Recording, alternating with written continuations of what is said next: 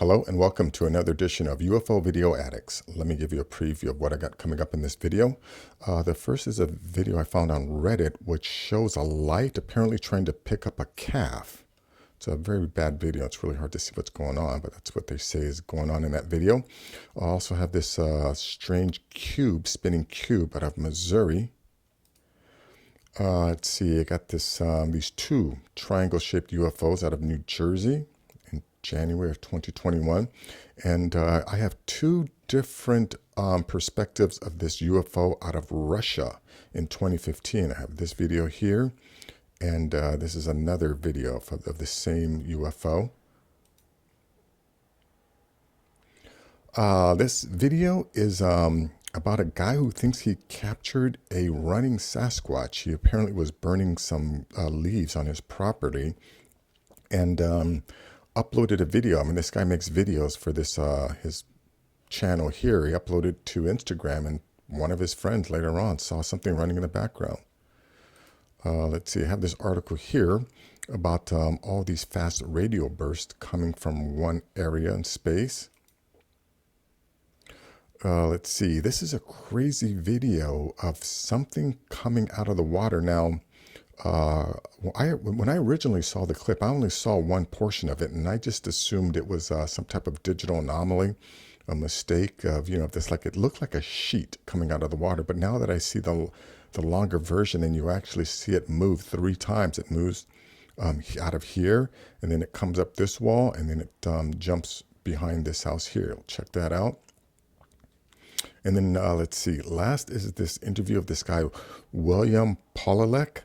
Mr. William Polalek was a U.S. Air Force computer operations and programming specialist with numerous credentials in security technologies and access control systems. He was a contractor for like the government and the biggest corporations in the world, building out their security systems. But anyways, this is an interview done by Stephen Greer, where he asks about a UFO encounter he had, and he talks about it in the beginning and the end. But then this whole middle part, this is an hour-long interview, he talks about this new technology that he came across in 1979, which was basically implantable tracking chips.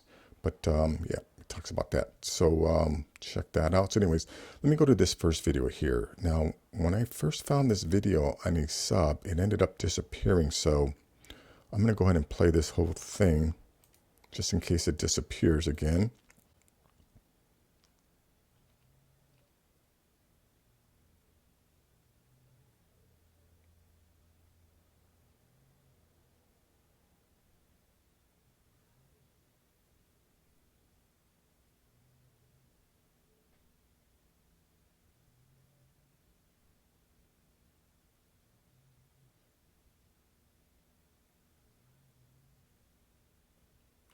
Yeah, hopefully we can get a stabilized version of this. Apparently there is a program that will stabilize, but let's just watch this again. And you want to point out what is this black object here? Is it a shadow, or is it the lens flare from this thing?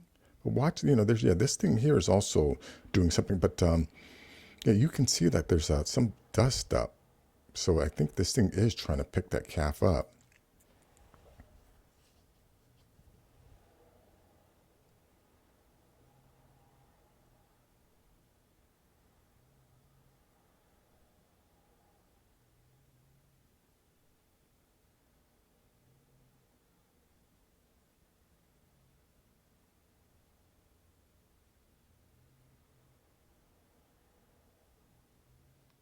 Well, that's that. Now, if this thing is authentic, I wonder if it didn't pick it up because it knew it was being watched by someone or videotaped by someone. Again, that's assuming this is a authentic video. Let's see. Let's go to this one here. This is a cube, spinning cube out of what is it? Springfield, Missouri. So let's check this thing out here. It's a cube.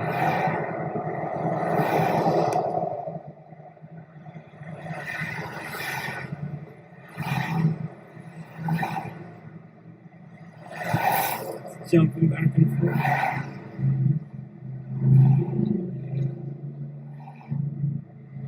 Let me just jump ahead a little bit when they go to a full screen, because this is a graduate of the Filmmaking School of Vertical Cinematography. So let me just jump ahead where they go widescreen, a little close up on this thing.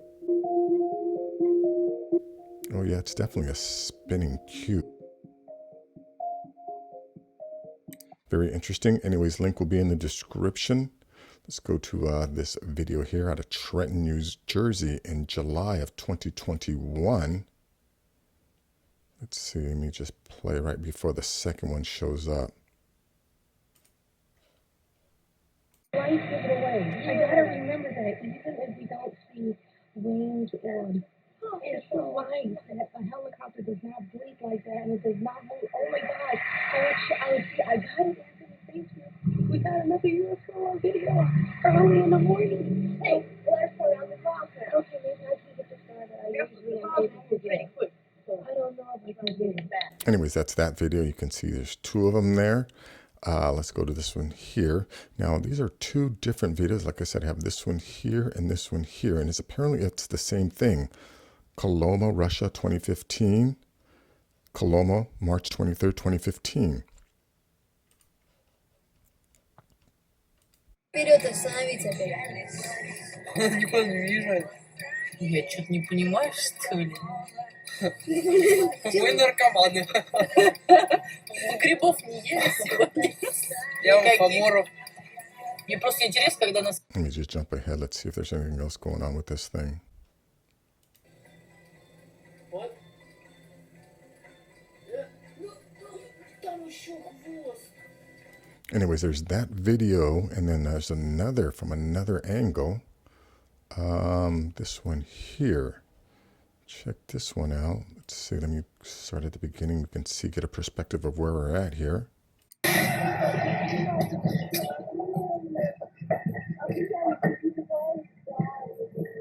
У меня пальцами приближается.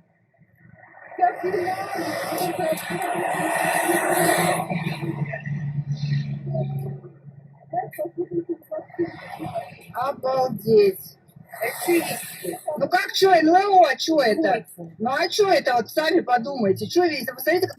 Anyways, there's that one there. So we had two videos of the same object in Russia, 2015.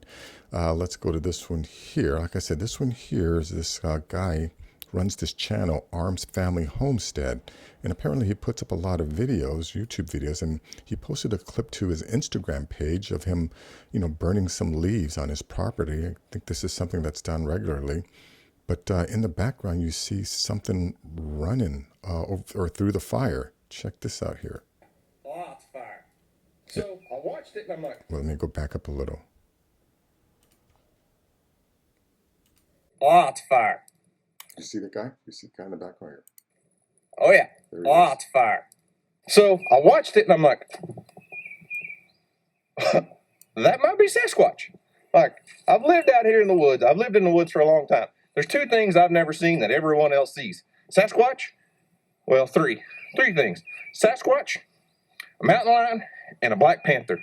I wonder if the mountain lion and the black panther are mistaken for the Sasquatch. Because, if other people are seeing it on a regular basis. Now, I really think mountain lions are legit around here. I've never seen one. Black panthers, no. Sasquatch, I'm not a Sasquatch believer. But standing out here in the dark and seeing something running through the woods, you saw it. You saw it, guys. You saw it on the video. Oh, yeah. Oh, it's fire. What the heck was it? Play it again. Slow it down.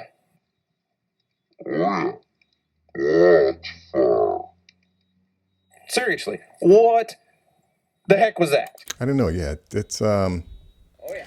Oh, it's definitely moving quickly, and it's got two arms, two legs. Runs like a man. Could be anything, could be anything. Anyways, link will be in the description. Let's go to this video here. This is an article about these fast radio bursts that they've been detecting. It says something really wants our attention. One object released 1,652 fast radio bursts in 47 days. The energetic phenomenon known as fast radio bursts are one of the greatest cosmic mysteries today. These mysterious flashes of light are visible in the radio wave part of the spectrum and usually last only a few milliseconds before fading away forever. Since the first FRB was observed in 2007, astronomers have looked forward to the day when instruments of sufficient sensitivity would be able to detect them regularly. That day has arrived with the completion of the 500-meter fast radio telescope, also known as Tianyan Eye of Heaven. Since it commenced operations, this observatory has vastly expanded the number of detected FRBs. In fact, according to research led by the National Astronomical Observations of the Chinese Academy of Sciences, the observatory detected a total of 1,652 independent bursts from a single source in 47 days. But this isn't the first time I've read declassified CIA reports where they were able to decipher these messages. They had some cryptographers, whatever, that were able to decipher, figure out what the messages were said. I'll see if I can find that article. Anyways, let's go to this video here. And like I said, this video here, I only saw one small clip of it a couple years ago, and I just assumed it was like a digital anomaly or something. But now that I'm looking at this complete video and, able to slow down, yeah, I'm starting to think this tsunami, Fukushima tsunami, released something else from the ocean. Again, we are not the only sentient beings on the planet, and nor are we aware of every life form on this planet, right? I mean, every day they're still discovering new species. And one thing I'd like to point out, something like the blue whale. Like, I have never personally seen the blue whale with my own two eyes, but that doesn't mean it doesn't exist just because, I haven't seen it. Anyways, check this out. Now, look right here under this green tree, right? You're going to see something pull itself up out of the water. And then you're going to see it crawl up this building here. And then later on, you're going to see it move from this building to this building back here. Anyways, check this out.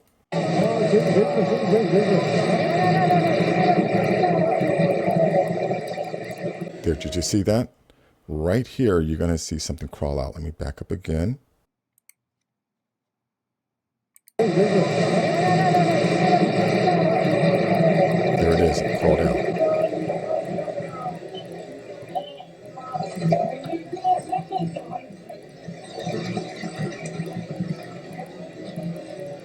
Watch, right in here.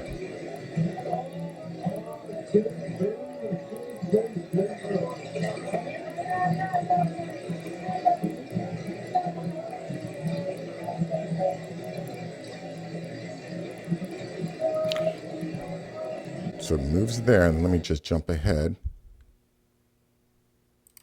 because you're going to see it then. Here, there it is right there. You see this object right here? You're going to see this thing come up and then crawl up this wall. Let me back up just a second. Again, right here. Watch this structure right here.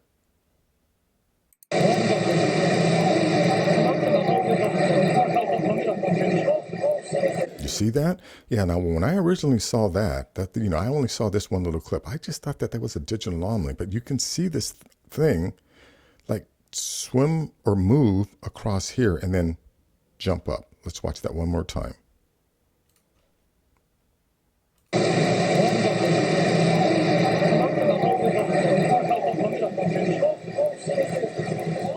And then it disappears. And then we're going to see it, or I guess we're going to...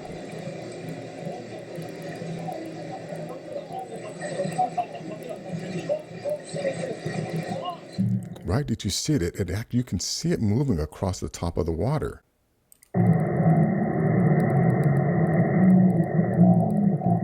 There it is right there. That's it right there.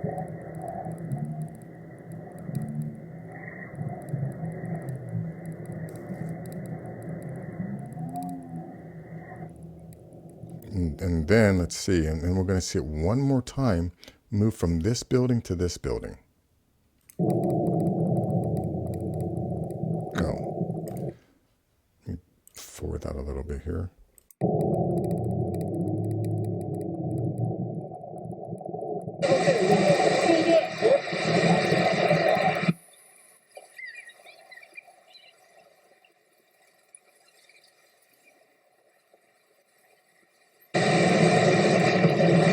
Now watch here, yeah. You see this little white thing here? You're going to see this thing move up behind this building. There it goes.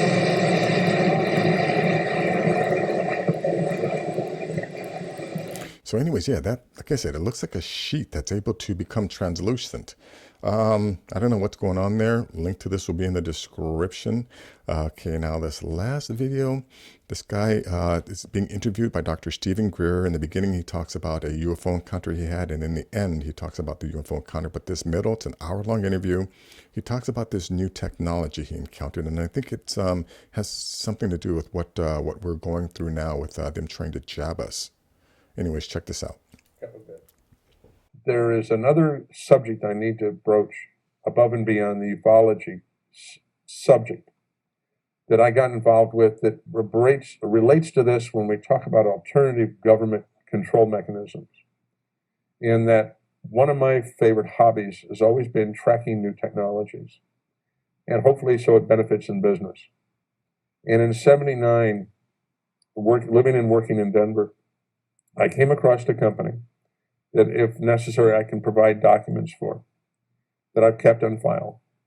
The company in North Glen, Colorado, which is a northern suburb of Denver, was developing an implantable chip originally for horses, because was a major problem then, and it may be still today, of shilling of horses. You would have two horses that look alike, and you would put the dog in, and you'd bet against him when everybody thinks it's the fast one, or you'd reverse that and bet against him. And he was attempting, through good faith, to develop a technology to give a unique signature to every single horse. That pill, if you want to call it that, intelligent pill, at the time was already small enough by then to implant under the skin with a horse needle, a large hypodermic needle. And I was shown these, and they worked. And yeah, remember, he's talking about 1979, right? So that's over 40 years ago. Imagine where this technology is today. You could read them with a primitive hand wand type reader from about 7 or 8 feet away. And this was still primitive technology. Excuse me. Now, at the time in the security industry, a lot of us had a lot of concerns about tracking and locating people that had been kidnapped, particularly what was going on in Europe at the time, where we were having NATO officers, even the Prime Minister of Italy, kidnapped. And these people were drained, or they were brutalized, or both. And one of the goals of the industry was to develop technology that would allow us to track these people or locate them quickly, hopefully to save their lives, but on a secondary basis to keep them from being drained of sensitive information. Yeah, when you're talking about drained of sensitive information, that means, they're revealing whatever they know to whoever kidnapped them. And I brought this technology to a meeting in a skiff room in Virginia that was arranged by a friend of mine with the CIA and another friend of mine with the State Department at the time, to introduce this technology to what we felt at the time were the right parties to use this new technology responsibly. Now, I hadn't heard about the remnant or any other religious beliefs at the time that said that everybody was going to be implanted with some sort of marking system, la the beast or 666. I wasn't even aware of that stuff at the time. And I was taking this as a serious solution to a potentially a problem that would not go away. And it was interesting, we met in this room, and because of the tight meetings we were involved with, certain people would not give you their full name or where they came from. I just had to trust that my two contacts had contacted the right parties to be there at the right time, and that they would all be responsible individuals. Yeah, remember one thing, this guy is working at the highest levels of government and with the largest corporations on the planet. So this guy is definitely dialed in. There was a mistake. After that meeting, I discovered that 2 of the people in the meeting had never been asked there. Yet they knew about the meeting. They knew what it was about. They knew who was going to be there. And later research indicated that one of them actually worked for the Department of Agriculture and one of them worked for the Department of the Treasury. What prompted our looking at these two men was that the way they asked the questions they asked, the attitude behind them, even the body language, indicated that they had reasons for the use of this technology other than the one that was intended at the meeting. In fact, their largest concern was, how fast could we make a couple billion of them? And could we each give each one of those a unique identity number? Now, this particular pill-shaped device, very minute, had a lot of flexibility in its capabilities. It was basically just almost a transponder. You would send a frequency to it, and it would respond back with its unique number, which could not be changed once the chip was made. Yet there were a lot of capabilities that could be added to this chip, such as monitoring temperature, blood pressure, pulse, and even waveforms out of the brain. Yeah, imagine being able to inject something into your body that then someone could remotely monitor what's going on inside of your body and also locate you and track you. But that was for research down the road. What was amusing to me a few months ago on a website that likes to collect articles on the unusual is that a lady out east had a chip removed from her body in 1999. They had a of this chip from Denver with some of its enhancements. And it was put in her, she believes, in either 1980 or 1981. What was amusing about this was that this gentleman never had to worry about money again.